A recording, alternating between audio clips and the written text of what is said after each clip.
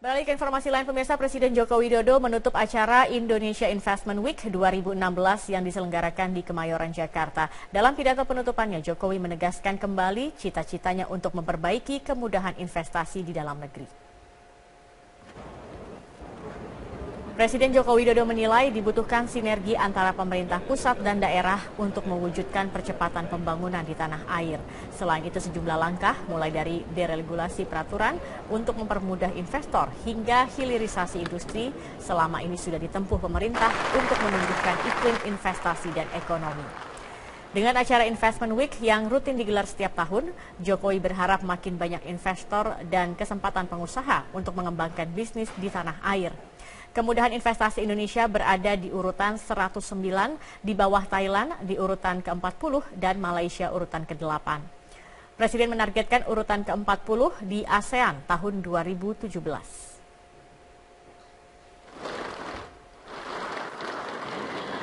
Baik, terima kasih kepada Bapak Mardhani. Tertandingi, bahkan elektabilitasnya jauh melampaui para calon penantang.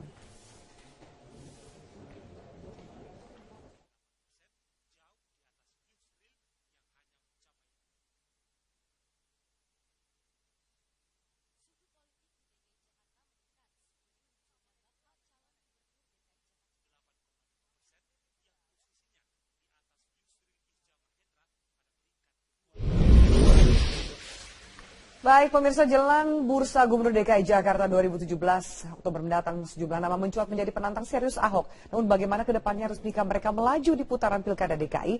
Ahok bahkan menyindir para pesaingnya minim terdengar visi misi dan program pembangunan yang akan dikerjakan jika terpilih nanti. Mampukah mereka mengganjal sang incumbent? Namun sebelumnya rekan Rifai Pone akan menyampaikan sejumlah data dan fakta. Silakan Rifai. Afiani, menarik sekali pertanyaan Anda. Apakah para penantang ini mampu menjegal Ahok dalam percaturan pemilihan kepala daerah gubernur DKI Jakarta? Untuk sore hari atau malam hari ini bersama dengan Media Research Center kami memberikan tajuk apa kabar penantang Ahok, karena terlihat mulai lesu sepertinya. Ada beberapa nama yang kami coba telaah di sini kondisi terakhirnya. Kita mulai dari Yusril Iza Mahendra. Kenapa nama ini kami pilih terlebih dahulu? Karena sesuai dengan survei elektabilitas sejumlah lembaga survei, kita katakan saja seperti Populi Center dan juga Carta Politika, sepanjang bulan Maret hingga April 2016 ini, survei selalu mendudukan Yusril Iza Mahendra di posisi kedua setelah Basuki Cahayapurnama, yaitu tinggi 11% dari elektabilitasnya. Kemudian sempat juga di setiap kesempatan Yusril Iza Mahendra kepada rekan-rekan media menyebutkan bahwa dirinya telah didukung atau klaim dukungan kepada Yusril Iza Mahendra ini sebanyak 3 hingga 6 partai politik. Yusril sempat menyebutkan seperti nama partai politik yaitu Golkar, kemudian Gerindra dan juga Partai Keadilan Sejahtera. Namun secara resmi internal ketiga partai ini belum menyatakan dukungannya kepada Yusril Iza Mahendra. Ada juga salah satu kondisi terakhir yang kami terus pantau bahwa Yusril Iza Mahendra, Afi dan juga pemirsa, kerap kali mengunjungi kelompok-kelompok masyarakat di DKI Jakarta melalui pendekatan agama dan juga pendekatan hukum. Nama kedua yang kemudian juga mencuat dari partai politik, khususnya PDI Perjuangan, yaitu nama Tri Risma hari ini, elektabilitasnya sempat menyentuh angka 7,5 hingga 7,8%. Secara eksplisit di berbagai kesempatan, Tri Risma hari ini menolak usulan PDI Perjuangan untuk maju sebagai calon gubernur DKI Jakarta 2017. Pada periode ini juga, Tri Risma hari ini selalu menyebutkan bahwa tidak ingin mengkhianati warga Surabaya karena baru saja dilantik dalam periode kedua sebagai wali kota Surabaya. Nama terakhir yang kami coba usung pada saat menyampaikan informasi grafis ini yaitu Sandiaga Uno, Maret dan April 1,8%. Lalu lolos penjaringan dari pendaftaran calon gubernur atau bakal calon gubernur yang digelar oleh Partai Gerindra. Namun di bulan April ini juga saat Partai Demokrasi Indonesia Perjuangan membuka kesempatan untuk mendaftar para calon gubernur DKI Jakarta, nama Sandiaga Uno juga turut hadir di sana dengan mengembalikan formulir pada tanggal 24 April 2016. Dan terakhir, dalam 2 hari terakhir kami juga memantau bahwa Sandiaga Uno gencar menemui warga DKI di sejumlah wilayah kelurahan untuk menemui masyarakat yang disebut sebagai dengan masyarakat ekonomi lemah, karena selama ini Sandiaga Uno dikritisi Afi bahwa dirinya lebih dikenal atau lebih dekat dengan masyarakat menengah ke atas. Afiani. Terima kasih Rifa Ipamon yang langsung akan kita bahas. Saya langsung perkenalkan pemirsa para narasumber yang sudah bersama saya di studio saat ini. Ada politisi Partai Nasdem, Bang Taufik Basari. Bang Taufik, selamat malam. Malam, Afi. Kemudian juga ada politisi dari Gerindra, Bang Ariza Patria. Bang Ariza, selamat malam. Malam. Dan ada pengamat politik, Boni Hargens. Bang Boni, selamat malam. Baik, Bapak-Bapak, kita tahan dulu pembahasan mengenai seberapa serius para penantang Ahok ini di Pilkada 2017. Sesaat lagi pemirsa, kita lanjutkan. Tetaplah bersama kami di Prime Time News. Kita lanjutkan pertanyaan pertama untuk Bang Riza. Bang Riza, Gerindra bagaimana dengan dengar-dengar sudah ada 8 calon? Apakah sudah semakin mengerucut ke nama yang akan diumumkan menjadi penantang Ahok di 2017? Ya, jadi memang ada 2 ya kelompok ya. Yang pertama dari internal kader partai, yang kedua dari luar. Kami tidak mengharuskan harus dari dalam, tapi tentu semua partai ingin kader-kader terbaiknya ikut mencalonkan dan bisa menang dalam pilkada dimanapun ya. Itu yang pertama. Yang kedua, proses sudah dilalui dan sudah ada beberapa nama, kurang lebih tadi 8 nama. Dan sampai hari ini kami masih memberi kesempatan pada semua calon untuk melakukan sosialisasi dan menunjukkan prestasi dan lain sebagainya. Ketemu dengan partai-partai yang lain juga? Oh ya, tentu kami sudah saling sowan nih, kami sudah ketemu ya. Tidak hanya di lingkungan KMP ketemu, tapi juga sudah ketemu dengan partai-partai lain ya di luar KMP. Termasuk PDIP juga? Iya, tentu karena memang kita tahu bahwa pilkada ini sangat cair. Proses di 2015 kami dengan Nasdem juga banyak berpasangan. Jadi ini satu bukti bahwa, satu fakta bahwa pilkada ini memang punya punya momentum yang positif bagi semua partai untuk saling mengisi, saling mendukung, saling bersinergi positif. Karena memang tujuannya sama, menyiapkan calon-calon apakah dari partainya sendiri atau dari partai yang lain atau mungkin di luar partai. Yang penting calon tersebut adalah orang yang memiliki kualitas yang dapat memajukan daerah dan mesejahterakan rakyatnya dimanapun ya, termasuk di Jakarta tentunya. Bang Tobas juga termasuk sudah komunikasi, adakah komunikasi lebih intens soal Gerindra? Kalau Nasdem jelas akan mengusung Ahok gitu? Ya, kalau Nasdem kan kita sudah sejak awal menyatakan mendukung Ahok. Jadi buat kita ya sudah final lah. Ya tinggal bagaimana nanti siapa yang akan menjadi calon dari lawan Ahok. Yang memang sejauh ini kita masih belum melihat sosok yang pasti ya, karena belum ada calon yang mendapatkan dukungan dari partai politik. Sementara kalau Ahok kan maju sebagai calon independen dan KTP-nya juga sudah cukup sebenarnya. Jadi saat ini bakal calon yang menurut saya sudah bisa dikatakan sebagai bakal calon di DKI Jakarta ya baru Pak Ahok. Ya, sementara yang lain karena tidak mengambil jalur independen, jadi masih penuh dengan pertanyaan akan didukung oleh partai politik dari mana. Adakah kemudian Nasdem melihat tokoh-tokoh atau calon-calon yang akan menjadi pesaing kuat meskipun secara survei Ahok masih mengungguli potensial kompetitor lainnya? Ya, tentu kita selalu memperhatikan perkembangan survei. Ya, karena memang dari survei-survei yang ada tentu ada dinamika politik, ada kenaikan, ada penurunan dan sebagainya, itu tetap kita pantau. Apalagi Nasdem ketika kita sudah mendukung calon yang ingin kita majukan, itu kita akan selalu berhitung mengenai strategi, ya apa yang harus Nasdem lakukan, bagaimana cara yang meningkatkan elektabilitas, bagaimana kira-kira nanti yang akan menjadi lawan, apa yang menjadi kekuatan dari lawan, apa kelemahan dan sebagainya, itu tentu kita akan pantau terus. Dan selama ini ya kita lakukan itu. Selama ini tenang-tenang dulu karena juga belum ada yang mengungkap. Nah, itulah. Ada antisipasi lebih jauhnya. Untuk sosok tertentu mungkin yang signifikan akan head to head dengan Ahok, ada kalkulasi itu?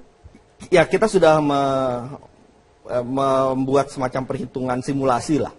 Ya, apabila Ahok melawan si A seperti apa, si B seperti apa, itu sudah kita diskusikan ya. Meskipun ya sejauh ini ya masih belum terlihat. Itu yang juga kita nantikan. Tentu jika sudah ada nama yang muncul, akan semakin jelas lagi apa yang harus dilakukan Nasdem dalam hal memenangkan untuk Ahok ini. Untuk Jakarta. Oke, baik. Bang Moni, saya ke Anda. Kalau kita lihat ini kan partai juga masih saling sowan, kemudian calon-calon kandidat nama-namanya sudah tersebar di media, tapi juga masih belum diketuk palu siapa yang akan mengusung siapa. Tapi ini saya kutip Ahok. Ahok ini sempat menyebut pesaingnya ini tidak terdengar memiliki program. Kesannya ingin pokoknya menjatuhkan Ahok atau mengganjal Ahok aja. Programnya untuk membangun Jakarta belum terdengar signifikan ke masyarakat. Apa gimana Anda? Saya kira bicara Pilkada Jakarta ini sebetulnya kita bicara tiga pihak ya. Satu, kita bicara soal partai politik atau kelompok partai. Yang kedua, kita bicara figur. Yang ketiga, kita bicara masyarakat politiknya. Nah, dalam situasi seperti ini memang ada satu yang menonjol, yaitu figur seorang Ahok. Banyak figur, dari dimensi figur saya lihat, tetapi belum ada yang bisa menyaingi Ahok. Kenapa? Karena memang kalau kita lihat dari sejarah, Ahok ini memang kan lahir sebagai produk dari reformasi. Ini figur yang muncul dari perubahan sosial politik yang begitu positif. Ya, dia muncul bersama dengan Jokowi. Jadi saya kira dalam situasi seperti ini kemunculan Ahok sebetulnya adalah sebuah keberhasilan civil society. Maka melawan Ahok itu mesti bersamaan dengan menggalang juga dukungan civil society yang persis itu. Artinya bisa secara ekstrim kita bisa mengatakan bahwa melawan Ahok hari ini sama dengan melawan masyarakat. Nah, dalam situasi seperti ini memang tidak mudah untuk memunculkan figur lain yang bisa menandingi Ahok. Kenapa? Ya karena ruangnya sudah tertutup. Ini masyarakat mayoritas. Segitu jatuh cintakan masyarakat kepada Ahok? Saya kira karena secara gamblang sudah terlihat ada kinerja yang bagus, figurnya yang bagus, ya artinya sejalan dengan harapan perubahan yang dikehendaki oleh masyarakat politik Jakarta. Dan dalam situasi seperti ini tidak mudah bagi partai politik sebagai stakeholder kedua untuk merumuskan langkah-langkah menghadapi pilkada ini, termasuk memunculkan figur alternatif. Nah, ini tidak mudah. Yang dimunculkan ini kan orang-orang yang ingin kamu bayangkan bagaimana seorang Ahmad Dhani yang bermodal suara bagus menyanyi untuk bisa melawan Ahok. Gagasannya saya kira belum teruji. Lalu seorang Yusril, ahli hukum, tetapi kan latar belakangnya juga tidak cukup menggembirakan untuk bisa bertarung dengan figur seperti Ahok. Lalu figur-figur lain juga dimunculkan. Cuma memang ada figur seperti Risma yang dimunculkan oleh PDI Perjuangan terakhir. Saya kira ini juga nanti akan mengubah konstelasi. Tetapi itu kan masih proses. Masih panjang. Nah, tapi singkat cerita saya mau mengatakan bahwa partai politik ini masih galau sebetulnya. Siapa yang mau dicalonkan? Selain Nasdem, partai politik masih galau. Nah, sikap partai tertentu yang secara tegas mendukung Ahok, seperti Nasdem, Hanura, itu menurut saya langkah yang jauh lebih realistis. Artinya dia tahu ke depan peta ini mau seperti apa. Jadi ini menurut saya akan tidak melelahkan. Justru melelahkan ketika partai politik tidak siap mau bersikap sebagai pendukung atau penentang. Kenapa masih galau? Contohnya Gerindra, kenapa masih galau? Nama-namanya sudah terkumpul banyak. Atau memang kalkulasinya belum ketemu untuk melawan Ahok? Bukan galau ya. Kita kan setiap partai itu memutuskannya ada waktunya. Jadi kalau belajar dari Pilkada DKI 5 tahun yang lalu, itu H-3. Baru kita putuskan Jokowi Ahok. Dan untuk diketahui, dan semua saya kira masyarakat sudah tahu bahwa itu kami itu dulu hampir setiap minggu berbicara di internal. Tapi kan tidak di media, bagaimana kalau Ahok, bagaimana kalau Jokowi. Bahkan waktu saya ingat rapat, jadi kita dukung Jokowi. Ternyata kita baru tahu, oh ternyata itu kader PDIP umpamanya. Sehingga kita kan harus sowan umpamanya. Mas, ini saya melihatnya ada kerumitan. Kalau buat Gerindra, saya melihatnya ada sedikit kesulitan karena mereka tidak punya cukup figur, stok figur untuk bisa muncul di Jakarta ini kurang. Kemarin tuh ada Sanusi, ternyata kan sudah jadi pesakitan. Dan saya kira hari ini bukan tidak mungkin Pak Prabowo sebagai ketua umum tentu memikirkan Ahok ini kayaknya perlu kembali di madu. Jadi ya. Perlu di madu. Ditahan dulu Bang, saya mau dengar. Silakan. Jadi yang pertama, partai itu di ujung, Mbak Afi. Dulu siapa yang memperhitungkan Pak Jokowi sama Ahok? Nggak ada, Mas Boni. Contoh, mohon maaf, dulu PDIP nggak masuk nominasi. Pak Jokowi bolak-balik ke Jakarta, PDIP nggak ngerti-ngerti. Nah, akhirnya kami yang minta, ya kan, sampai Ibu Mega, wah nggak mungkin, ini terakhir, apa mungkin biayanya dan sebagainya begitu. Ahok apalagi? Ahok juga ada yang memperhitungkan. Ahok maju di Babel, Bupati 1 tahun maju, Gubernur kalah, maju di Sumut, kalah. Kemudian di DKI Afi yang lalu Ahok itu ngumpulin KTP independen loh, nggak cukup dia 100.000 aja nggak sampai. Ketika itu, tapi ketika kami minta tentu dia surprise, senang sekali. Saya termasuk orang yang ada nggak stok Gerindra, ada nggak stok yang Ahok berikutnya? Tentu ada. Gitu. Jadi bukan karena jadi tadi Mas Boni saya menjawab Mas Boni ya. Ahok itu dulu bukan siapa-siapa. Jokowi juga bukan siapa-siapa. Jadi terlalu dini. Terlalu dini untuk berlebihan ya menjudge seseorang. Hari ini kalau kita bicara Yusril, bicara Adi Aksa, dia udah seorang menteri dan sebagainya ya. Jadi itu Sandi ya dan lain-lain. Saya kira figur-figur ini kalau survei Mbak Afi, dulu ya Jokowi Ahok Itu 6%. 6% ini kapan, Abi? Jadi, bulan Juni 6%. Oke. Saya luruskan Baik, dulu. sebentar. Kita jeda dulu ya. Kita nanti kan banyak kejutan di Pilkada 2017 di Pilkada DKI ini. Kita lanjutkan saat lagi pemirsa, tetaplah bersama kami di Prime Time News. Jauh-jauh hari Ibu Mega sudah meneropong Jokowi memang. Sudah jauh-jauh hari. Bahwa ada perbedaan pendapat di satu partai, saya kira semua itu terjadi.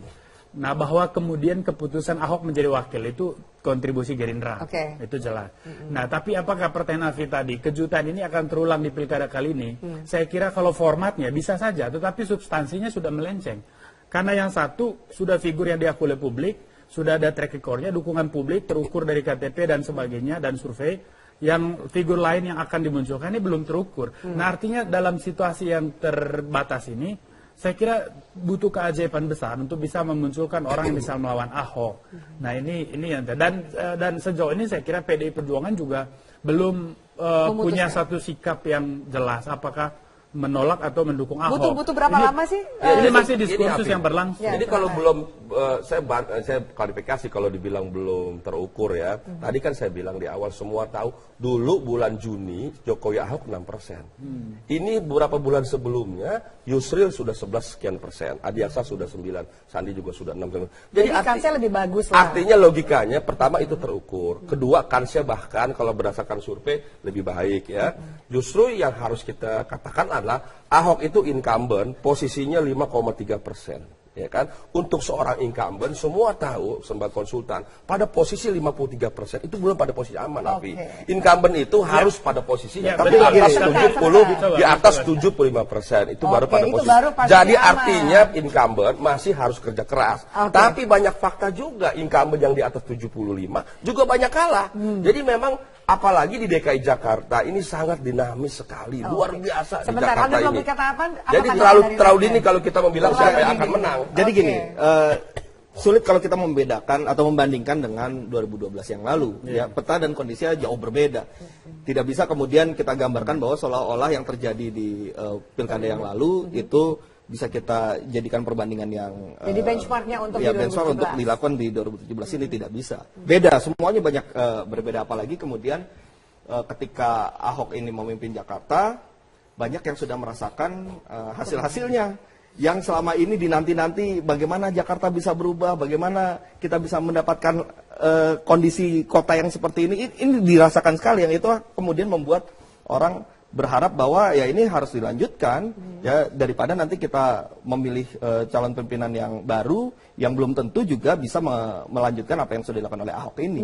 Nah, ini beda ya dengan kondisi di pilkada yang lalu. Jadi kalau terus-menerus dibandingkan dengan pilkada 2012 yang lalu, saya pikir sulit juga. Soal kemudian kemudian survei 53% ini yang dikatakan belum aman, apa Nasdem juga melihat itu belum aman atau so far cukup untuk melihat, memprediksi apa yang terjadi? Ya, khusus untuk di pilkada DKI memang kita harus tingkatkan elektabilitas, itu pasti, gitu ya, karena untuk di DKI kan harus 50% plus 1. Oleh karena itu maka Nasdem maupun relawan dari teman Ahok dan sebagainya, saya pikir juga tetap harus bergerak dan bekerja untuk meningkatkan elektabilitas itu. Kalau misalnya pembicaraan kita ini pembicaraan ibu-ibu arisan ya, saya kira semua akan terbuka dan jujur bahwa sebetulnya kekuatan terbesar dalam proses pilkada kali ini di Jakarta adalah partai pemenang pilkada pemilu, yaitu PD Perjuangan, dan juga figur yang terkuat yaitu Ahok. Nah, saya mengandaikan kalau saja misalnya PDIP mendukung Ahok, ini diskusi nggak perlu lagi karena pemenangnya pasti Ahok.